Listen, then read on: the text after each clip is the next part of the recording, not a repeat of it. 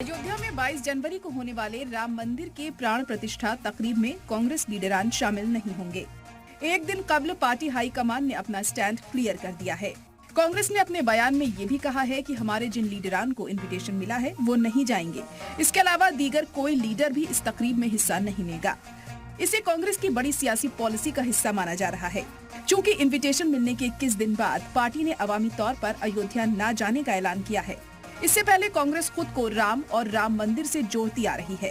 Congress soft Hindutva का card भी खेलने से नहीं हिचकती है, लेकिन इस मेगा इवेंट के इनविटेशन को ठुकराया गया है। इसके कई सियासी मायने निकाले जा रहे हैं। इनविटेशन मिलने के बाद कांग्रेस ने एक बयान जारी किया और बताया कि पार्टी चीफ मल्लिकार्जुन खड़गे, सोनिया गांधी और अधीर रंजन चौधरी को 22 जनवरी को राम मंदिर के प्राण प्रतिष्ठा तकरीब में शामिल होने का इनविटेशन मिला था।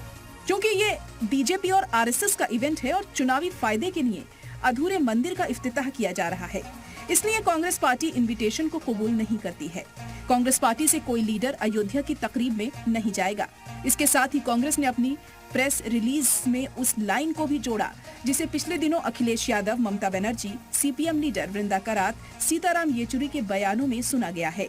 कांग्रेस ने भी उसी लाइन को दोहराया है कि मजहब को एक पर्सनल मामला बताकर किनारा किया है। नॉर्थ इंडिया में सिर्फ एक रियासत यानी हिमाचल प्रदेश में कांग्रेस की हुकूमत है। हाल ही में राजस्थान और छत्तीसगढ़ में कांग्रेस को बड़ी हार मिली है। मध्य प्रदेश में भी इस बार बुरी हार मिली है। पंजाब, दिल्ली, उत्तराखंड, यूपी समेत दीगर रियासत में भी पार्टी का बड़ा वोट बैंक खिसक गया है। इसके अलावा साउथ इंडिया की तरफ देखा जाए तो वहां कांग्रेस मजबूत होती दिख रही है। पहले कर्नाटक में सरकार बनाई, फिर तेलंगाना में भी जीत मिली। आंध्र प्रदेश में भी इख्तिदार में इत्तेहादी पार्टी है। अयोध्या को लेकर ये बात निकल कर आई है कि एक फैसले से पार्टी को केरल में झटका लग सकता है। उसे इलेक्शन में नुकसान उठाना पड़ेगा। कर्नाटक, तेलंगाना जैसी रियासत में सीटें कम हो सकती हैं।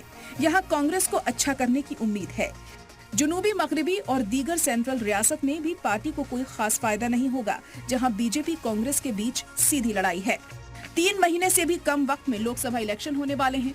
बीजेपी ने ये साफ कर दिया है कि वो राम मंदिर के मुद्दे को लोकसभा इलेक्शन में भुनाएगी और कांग्रेस को घेरने के लिए हिंदू मुखालिफ के तौर पर तशहीर करने में कसर नहीं छोड़ेगी। ऐसे में कांग्रेस के हाईकमान का फैसला बीजेपी के एजेंडे में ना फंसने का भी हो सकता है। कांग्रेस खुद को सेक्युलर पार्टी कहती है, उसका अपना बड़ा वोट बैंक है। बड़े लीडरान के अंदर खाने ये डर है कि अगर वो अयोध्या जाते हैं तब भी बीजेपी घेरती और मंदिर आने के लिए मजबूर करने का दम भरती। ऐसे में वो बीजेपी के एजेंडे में फंस सकती थी और सफाई भी देनी पड़ती। कांग्रेस का ये कदम राम जन्मभूमि, बाबरी मस्जिद तनाजे में अयोध्या उसूल की कमी को उजागर करता है। ब्यूरो रिपोर्ट, सलाम टीवी।